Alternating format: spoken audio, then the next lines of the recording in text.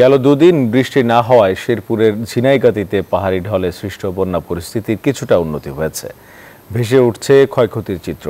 ঢলের পানির তোড়ে ভেসে গেছে অনেক বসতঘর, মাথা গোজার ঠাঁই হারিয়ে দিশেহারা ক্ষতিগ্রস্তরা।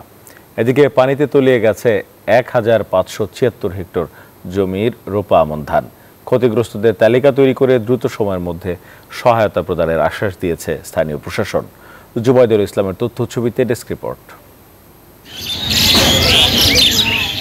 গেল দুদিনে বৃষ্টি না হওয়ায় ঝিনাইগাতি উপজেলায় পাহাড়ি ঢলে সৃষ্ট বন্যা পরিস্থিতির কিছুটা উন্নতি হয়েছে।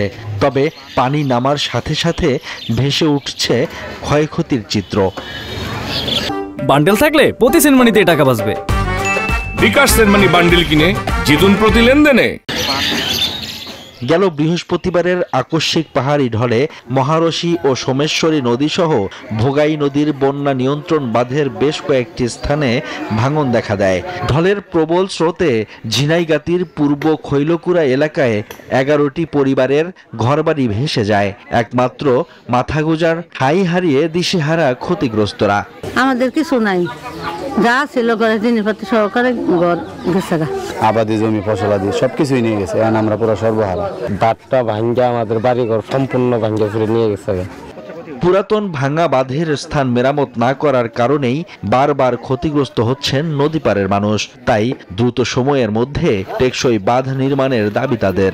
জোর দাবি জানাচ্ছি ঝিনাইগাতিবাসীর পক্ষ থেকে এই জায়গায় একটি স্থায়ীভাবে বিড়ি বাঁধ নির্মাণের জন্য। এই নদীর পাড়টা না বাঁধার কারণে আমরা ভুক্তভোগী।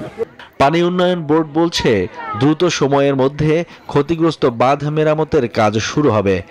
খুব দ্রুতই সংস্কার করে দিব। আমরা অলরেডি এটা সংস্কারের জন্য চাহিদা আমাদের ঊর্ধ্বতন কর্তৃপক্ষের নিকট চেয়ে পাঠিয়েছি। কৃষি বিভাগের তথ্য মতে ঝিনাইগাতি ও নালিতাবাড়ী উপজেলায় পানিতে তলিয়ে গেছে ১,৫৭৬ হেক্টর জমির রোপা আমন ধান।